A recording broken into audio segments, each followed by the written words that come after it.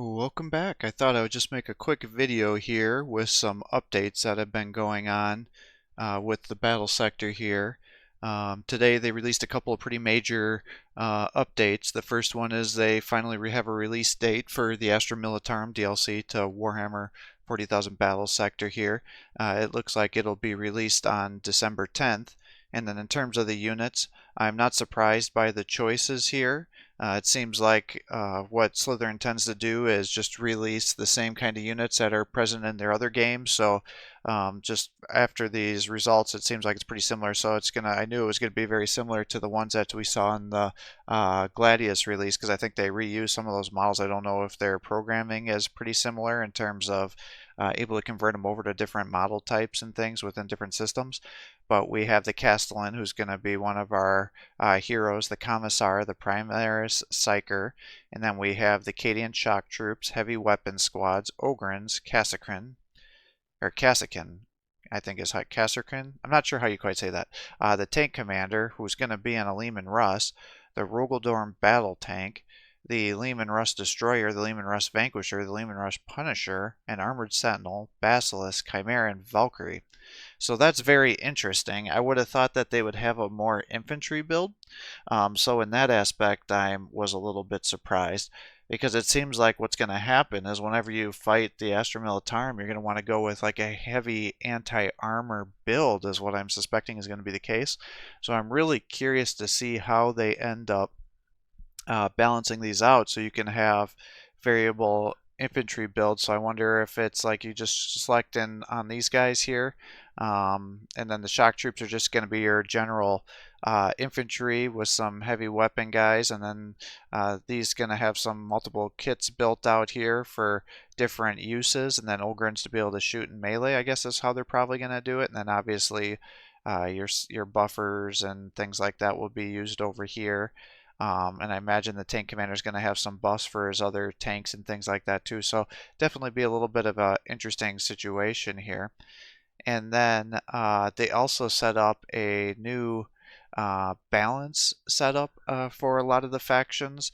Now, it was mostly focused on the orcs, and this actually isn't a bad thing, because after I get some tournaments uploaded with my Tyranids and demons, I was planning on playing with the orcs, so I guess this is going to be rather fortuitous, but I'll go through these kind of patch notes here to kind of show what they've done. Pretty much in terms of general gameplay changes, when you're creating a new game, you can decide if you're going to be player 1 or player 2. They've grouped together when you're doing the army management, like your HQ and other kind of elite infantry and regular troopers and vehicles, things like that, fast movement. That way it's kind of grouped instead of randomly assorted throughout there. When you're creating a skirmish or multiplayer match, it's going to default to the Strategic Command 8-turn 80-point target with 2,000 points with cohesive armies. So therefore you won't have to click through all that, because that's what most people want to do for their standard settings here. They were having issues with the orcs in terms of the graze and crit system, which meant units with low accuracy, such as the orc range units, were having way more grazes than we were expecting, and it was really dropping their damage output.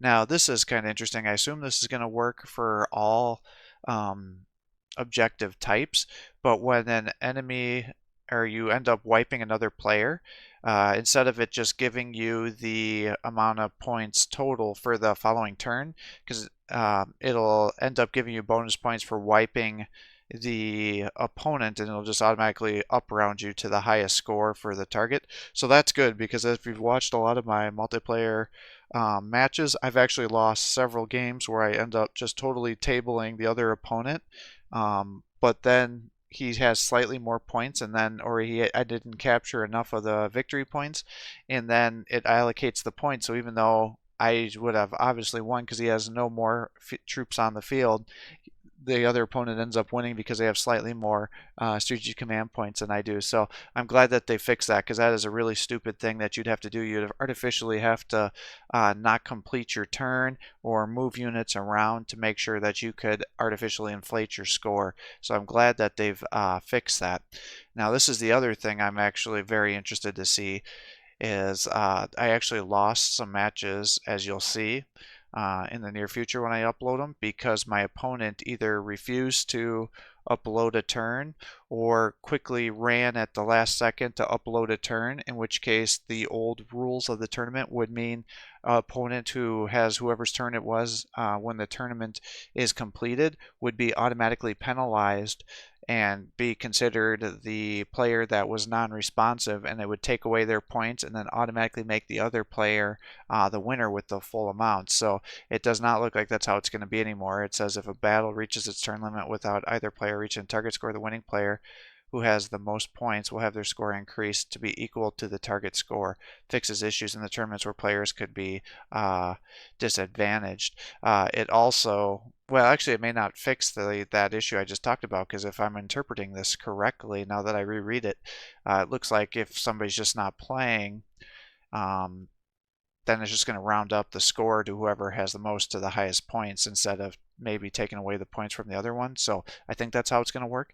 And then the other thing is in the battle, what happens if you're stuck on a tie like an 80-80, it'll automatically subtract a point from whoever's the one that lost the tiebreaker round. That way they wouldn't all be tied for first place, because they're no longer doing the bonus points, because that was causing people to artificially delay their turns or ask their opponents to let them just kind of keep scoring higher to get above. So it kind of led to some fuckery. So I'm glad that they're kind of fixing this a little bit, and so that'll make it so the tournament ranking system's a little better and more accurate.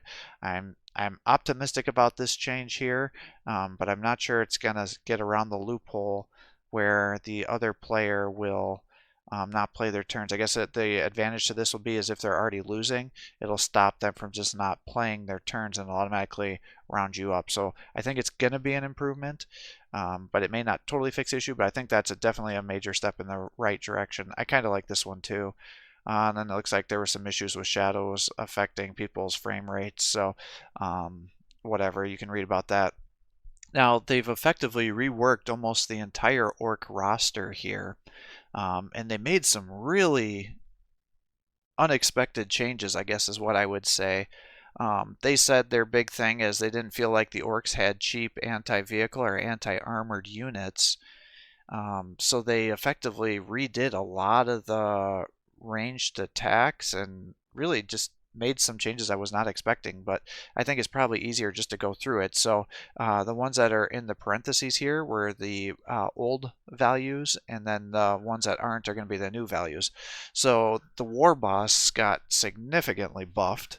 What they ended up doing is his Shuda got a damage buff, which surprises me because I never really thought like, oh, his ranged gun is not very good. I always thought he did pretty decent damage to begin with. So he's getting a slight damage buff here, and you're like, well, what's the big deal? It's minimal damage. Yeah, but it also gains a ×2 splash at 4 damage, so now he's going to be really, really good at killing out any light infantry or mobs, things like that. And he also gains the pistol trait, which means if anybody tries to charge into him, he'll now get a chance for reaction fire and possible suppression.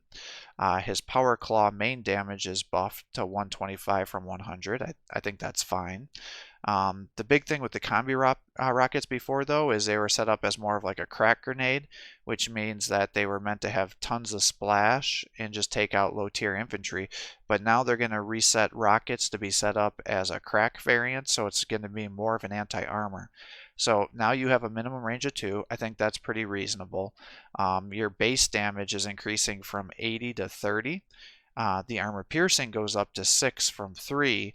And then the splash is cut in half by 50%, so it goes down to 4 from 8 at damage 40. And then the reload time drops down to 2 from 3 turns, so you can pretty much use this every other turn. So definitely an interesting thing. I thought maybe that was going to be pretty overpowered so I did a couple of just skirmish matches to play around with them to see, oh, can I just go like dual war boss and then just spam rockets? It definitely does some good damage against medium tier infantry, and it can be good, but just how good his Shuda is, that's actually a pretty reasonable attack. But for the most part, if you're going to be close, you're still going to want to obviously use that Power Claw because of all the splash damage that's there, because now it's going to be more equivalent, I should say, to the rockets. So seems like it's good if you can't get them into close quarters combat, but not swung so far the other way that you're just going to use them as a range. Perhaps the only way I could think of that maybe not being the case is if you had a big mob of guys in front of you and you end up using the command point ability to get more DACA, because they've given that a significant buff to increase your amount of shots as well. His cost has been decreased by 15, and then his HP has slightly been buffed as well. So he goes up to 315 from 300, and then his cost went down 15. The big mech, he has the custom Mega Blasta. That's damage was increased to 95 from 70. He has slightly more armor piercing. Went up to 7 from 6, but his splash damage was nerfed, so he only has 1 splash now instead of 2. And it decreased, or sorry, it went up to 38 damage for that splash from 28, and he's got a pretty significant health buff. He went up 70 HP, so he's up to 250 from 180. So he's definitely going to be way tankier here, especially if you're trying to shoot him down from range with that custom force field that he has that reduces the damage that you're taking. So that's a pretty big buff from him, especially if you're going to use him to attack armored units or assassinate enemy commanders. Obviously, it's going to be less good against fighting other infantry, though, so that's kind of a little bit of a bummer there. The Mega Knobs, their Shudas get the pistol trait, so now they have a chance of suppressing anybody that charges into them. The big thing is the custom rocket kit has the same things as going on as the other one, except it's been nerfed even more than the War Boss, so just be cognizant that even though it may look similar with the name, it actually is a much weaker version. So they also have the minimum range of 2 instead of 1, which, if you're shooting rockets, I think that makes perfect sense, even if you are an orc. It has 6 AP up from 4. Its splash damage, though, is nerfed to 1 from 5, and it only does 16 damage instead of the 24. And you have 2 ammunition, though, instead of the 1. I never really understood why they only had the 1, though, if you're paying extra for this. The Mega Armor Knob's armor is increased to 8 from 7, which is good. But with these things, their base cost goes up by 10, which is 165 from 155. And then the big thing with them is, and I like this for the orcs, and I actually hope they do something kind of similar for possibly the demons or some of your other melee units, but they hit them harder, which is the buff that gives you the increased melee damage, melee accuracy at the expense of taking more melee damage the following turn, and now gains the ability where you can't be suppressed. So now you can use these guys to really charge into combat almost recklessly and not really have to worry about getting suppressed. So it's going to totally take away the concern of getting suppressed and the charge concerns with a lot of these orc units that have that ability. So I really like that, because I'm always scared to use the charge ability a lot of times because it's so easy and random to be suppressed in this game. Now, the knobs had some really weird changes. I don't think I'm going to like these changes at all, but we'll see how it plays out. They've reworked how their kits work. So the Choppa, which is the default weapon, the base damage was nerfed to 10 damage from 16, but that's because now they have 3 attacks instead of 2. So that means if you land all 3 attacks, they'll then be doing 30 damage instead of 32. So it's still overall a damage nerf, but in exchange, they get splash damage with the Choppas. And I don't understand what the thought process is here. And ironically, what this is going to end up doing is, because the power claws have such a weak counterattack, they don't hit at full damage.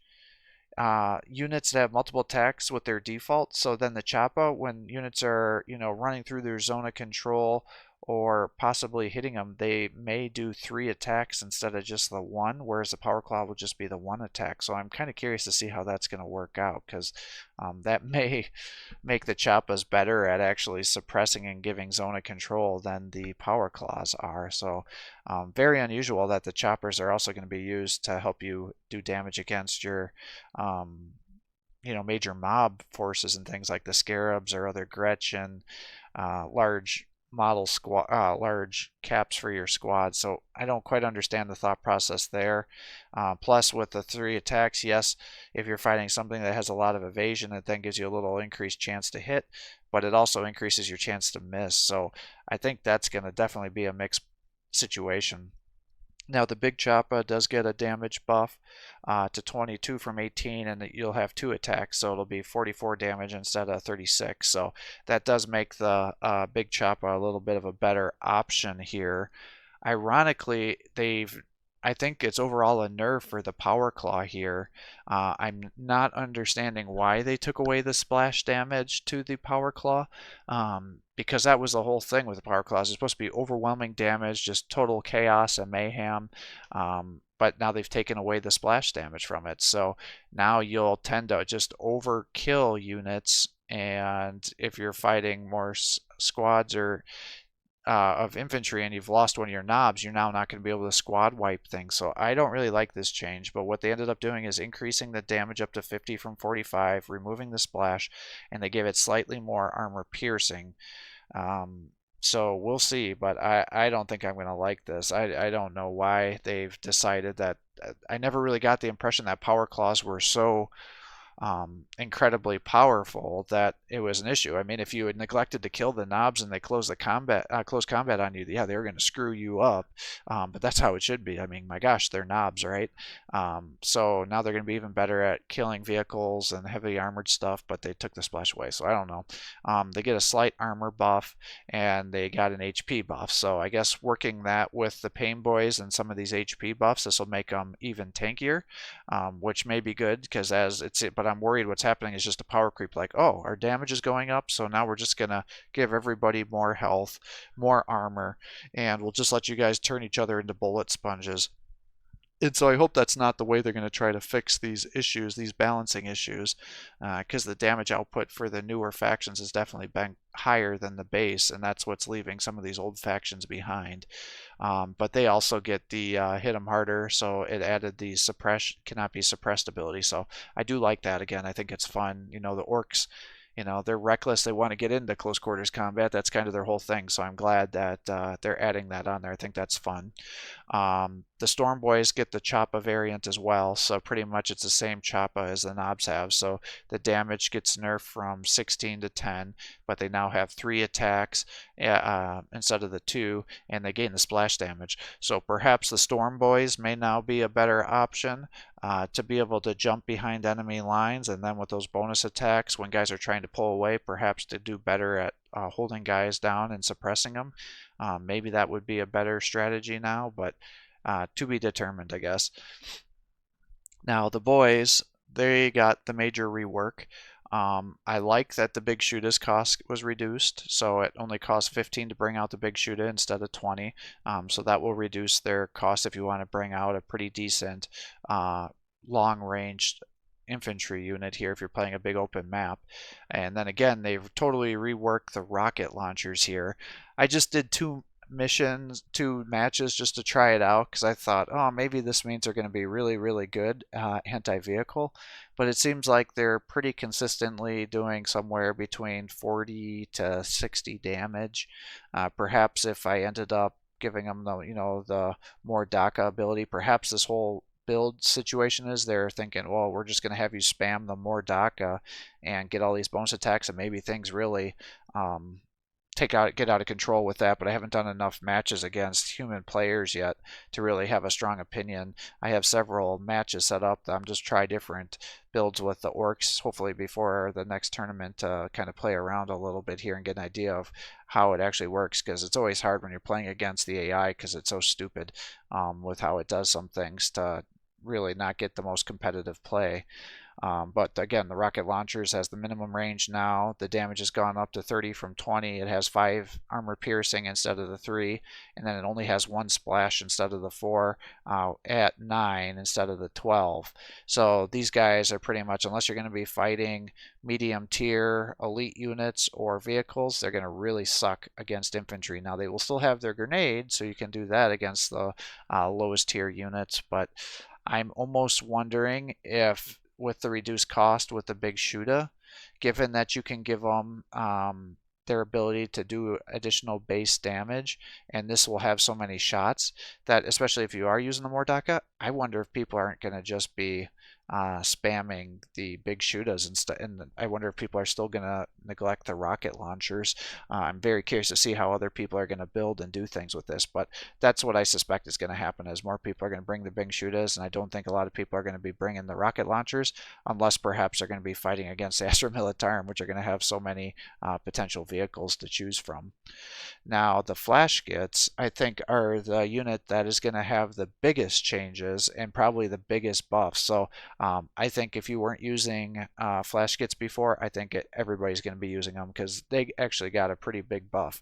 So they have their snaz gun, which is their default weapon. The accuracy has been increased from 79 from 70, so hopefully they should have a better chance of being able to get their hits. And their accuracy fall off out of the minimum range, out of the optimal range, has dropped from 9 to 15. But they did have a slight damage reduction, so they have a damage of 9 instead of a 10. But in exchange for that, they now have one more attack. So overall, I think that's going to be, if you're landing more shots and you have more attacks, then I think the damage should still come out ahead. They were already pretty tanky with the amount of HP they had. They were sometimes frustrating to kill, and now they're getting a slight armor boost and they're getting an HP buff. So stacking all these things together, especially with your Pain Boy, I think, and you start adding on the more DACA abilities and adding even more shots, and if you're able to not move them and then use their ability to sacrifice movement for more shots, I think these guys are going to just be crazy good right now. And then they corrected the model scale, so I assume that means they're a little bit bigger because they're knobs and not boys. So I think that's kind of funny, and hopefully they look a little more intimidating. Now the Ludas, I'm not sure this is going to fix the Beamy Def Gun situation. I'm not quite sure. Maybe it'll do better because they're gonna get more shots than they did before. But I'm still skeptical about this beamy def gun situation. So with the shooty def gun, they've increased the optimal range to 6 from 5. I don't really like that they're pushing these ranges out further and further, because what's happening is, because a lot of these maps have so many obstacles and stuff in there, you're artificially lowering and making it harder for you to get units into their optimal range. So I'm not really liking that our default stance here is just to keep making the ranged engagements longer and longer, especially if you're trying to get a mix of range and melee combat going on. So I'm not liking this change that we're doing by pushing out ranges on a lot of these units. With the Beamy Def Gun, though, they've increased the optimal range to 6, so it's going to be 6 for both of them. The base damage has been decreased to 20 from 32, but the reason for that is now they're going to have 2 shots per model instead of the 1.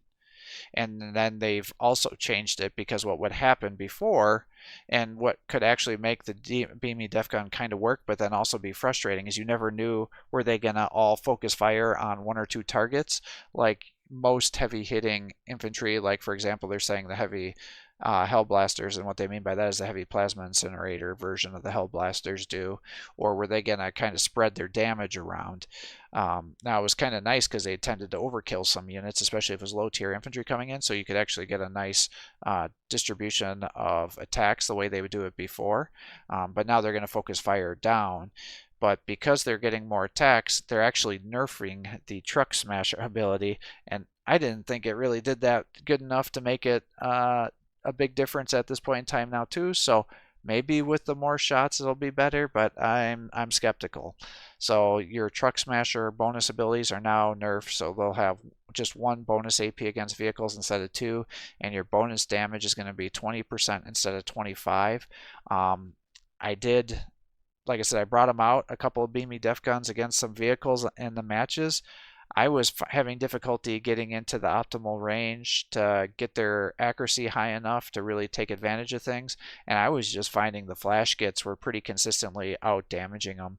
And because the flash gits are also good against are pretty much good against everything, I think everybody's just going to be doing flash gits instead of these beamy def guns. So I'm not sure that these are gonna. I think they kind of missed the mark here. But again, maybe if I play around more again with other players and play around with their their rework of the command ability, it will make a lot more sense to me. But as of now, I'm still not thinking this is going to work well. I also kind of like the thought of, your anti-vehicle having a longer range than your anti-infantry weapon. So again, kind of strange that they're pushing that out so far. And then they really nerfed Gretchen. So Gretchen had a major HP drop. They have 25 health instead of 40. Their evasion went down to 10 from 20, and their cost was reduced by 5. So now they only cost 30 instead of 35. But in exchange, they did add mob rule. But again, I can't foresee you really getting so many momentum kills with momentum gains with the Gretchen that you're going to be surging and things. So I don't think it really matters that they have the mob rule ability.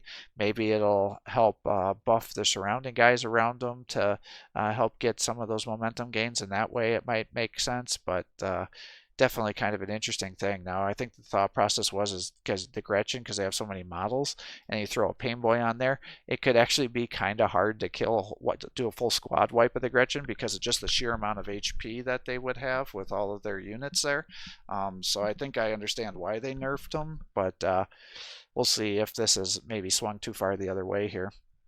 Now, the Defcopter, they got the custom Mega Blaster, which, as you guys know, is usually the variant I like to bring out. That base damage is increased, so it'll be better at slightly sniping high-value targets. Its armor so its damage went up to 95 from 70. The armor piercing went up from 7 from 6, but the splash again was nerfed, so it only has 1 splash instead of 2, but it gets a slightly better splash, so it does 38 damage instead of 28. And then the Copter rockets, again, I don't know why you would really use that, but you get a minimum range of 2 instead of 1. The damage was increased to 55 from 45. The AP is increased from 5 to 3, but then you have to reload these rockets. You got to remember that takes 2 turns to reload, and you have limited damage. So it's like, I would rather just shoot something every turn, especially if these rockets are now anti-vehicle, because that's what the whole point of this custom Mega Blast is this is also an anti-vehicle too. So effectively, I can't foresee there being any situation now where I would ever consider doing the rockets instead of the Mega Blasta. So if you guys can know of some viable situations here that I'm overlooking with the Defcopter, let me know. But if anything, I think this just totally solidifies that you should be bringing the Mega Blasta out and just ignore the Copter rockets. The Warbiker is now a pure mechanical unit, so therefore it can't be poisoned. I assume that means it can't be affected by the gargoyle evasion issues and things too. So I don't know. Maybe good, probably bad. The Death Dread, he's now going to be an even better ranged variant with the Big Shooter. So the Big Shooter now goes up to having 8 or more attacks, so it goes up to 40 from 32, and it added a splash damage times 2 at 3 damage. So you get a bunch of Death Dreads together, they're going to start adding more shots to each other, and they're increasing the damage. And now all of a sudden these guys are going to actually be pretty good at doing wiping out low tier infantry. So you're now going to have to make a hard decision about, do you want to just wipe out low tier stuff, especially if you're buffing them with the Mordaka trait, or do you want to kill something in melee range? So definitely interesting that that's the route they went with. I always thought the Big Shooter was already pretty good, and now it's going to be even better. And then, like I alluded to here, the Mordaka has been significantly buffed. So Mordaka has a multiplier of 45% instead of 25%. So the amount of shots you're getting is going to go up by 20%. And then the AoE tile radius is 3 instead of 5. Apparently there was an issue where it was increasing melee attacks. I never saw that personally, but if that was an issue, I'm glad they fixed that, because that's a bad thing. And then they also changed how mob rule works. So how it was before is it would have a range of 2. Now it has a range of 3, and you could only have 4 stacks, but now it's been buffed to 6. But what happened is that increases the momentum gains. So now by having a larger range, you're more likely to have stacks of this going, and then each stack you'll have will give you a 5% momentum gain. So if you have a bunch of orcs together, you could potentially have momentum gains of 30%, whereas before it would be Is that right? Yeah, because it can be 5 times 6 is 30, whereas before it could be 40%, but it was harder to get there. So while the amount of stacks at maximum stack is slightly less momentum, it's going to be easier for you to get the mob rule bonuses. So I think that's probably overall going to be a good thing and work out to be better. But the only thing I'm worried about is with the ranges again being pushed out so far, you're going to be spreading guys around, and it's going to be hard to get different guys. I mean, you would have to get 6 guys, 6 units all by each other to get the maximum mob rule. And if you gotta, be at least 6 for your optimum range, and then you're trying to get melee guys in there, they're going to be out of range. So I'm a little worried that this may actually be a nerf, even though I think when you're making it, if you're doing like a melee build, it would be a buff. So to be determined on the faction skill change here. Planet Supremacy, apparently they changed how the tech tree worked, and then they did make some minor changes to these other factions. I guess I'll just go through these real quick here, shouldn't take too long. The Sisters of Battle, the Hospitalers Medica skill did have many bugs to it. Apparently they fixed the one where the negative status effects weren't being removed, but now it's going to be, and now it can be used on a unit at full health to remove negative effects. I don't see though that they actually fixed the bug, whereas if you empower the Hospitaler Medica skill, it actually does not typically heal for the full amount. Sometimes it'll actually heal for lesser amounts than the base healing. So you just got to be very careful with that. I don't know if they're planning on fixing that bug or not, but that's happened to me on a couple of matches where I empower the healing and it actually heals my models for less health than it does at the base. So it's just like a lose-lose situation, because I'd much rather empower the other Hospitaler skills anyways. So that definitely feels bad. The Tau Commander's cost does go up by 20. I don't know if that's going to be sufficient because he's still so overpowered, but I'm glad to see they're at least going the right way. And then they are making changes to the Ethereal. I think this is going to be a very good change. Ironically, they're increasing the amount of damage that he can do. I kind of think he should remain a sissy because he's got such powerful buffing, but maybe their thought is, well, if we're going to nerf his buffs so bad that maybe we got to make him do a little more damage. But the damage is going up to 40 from 35, and his splash will increase to 2 from 1. Now the Sense of Stone, which is the HP buff, it now is going to take 2 action points instead of 1, but the buff itself is going to go up to 20% from 15. But in exchange, the duration is only going to be 1 turn, and it's going to have a 3-turn cooldown. So it's going to stop people from spamming this over and over and over again, and then you having to wait a couple of turns to start killing guys. So I think this is going to be good. And then the other thing is Zypher's Grace, which is the evasion. They nerfed this, so I think this is going to be good too.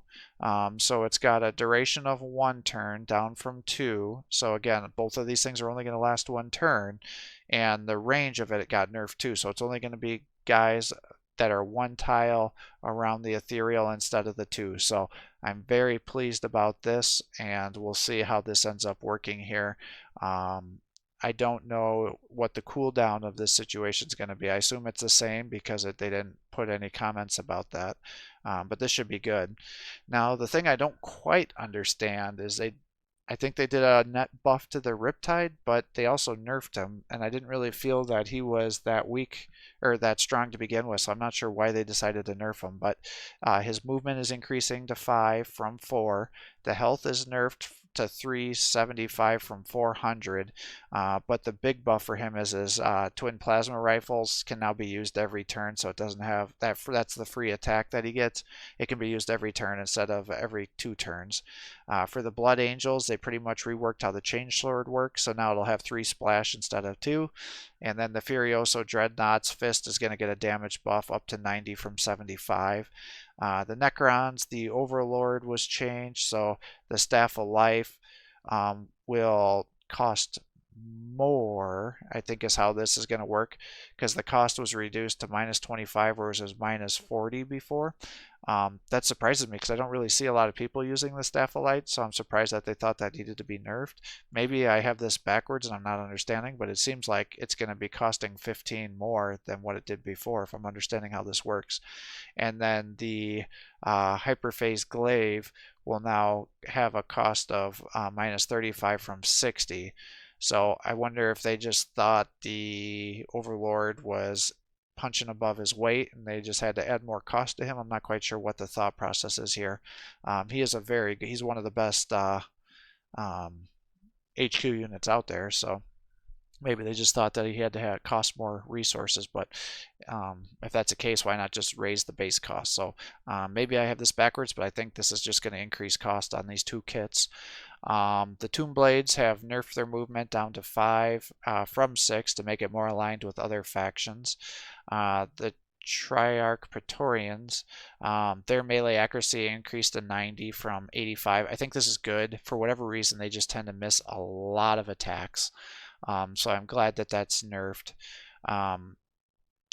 buffed. But I don't like that they nerfed their movement. So now they only have a movement bonus of 2 instead of 3. I thought lore-wise that made sense that the Praetorians should have better jetpacks than the other factions because, they're Necrons. They have better tech than, just having a strap in an engine onto your back here, a turbine engine, and then instead of some anti-grav technology, but now it's going to be in line with the jetpacks for everybody else. So the Warden has their cost being brought up by 15. I think that's good.